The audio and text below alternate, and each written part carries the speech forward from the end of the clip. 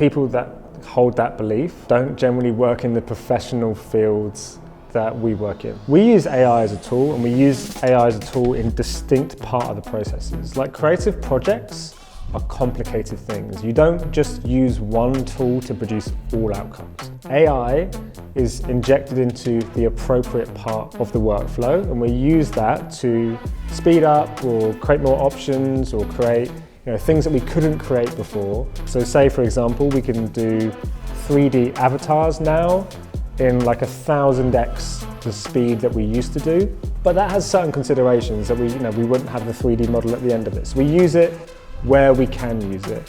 Entry-level positions will have to evolve with the times that we're in with AI right now. There's always been an evolution within the design and creative industries, that from desktop publishing coming in, digital cameras coming in, there's always an evolution in technology in this industry. So this is no different to this next wave of evolution.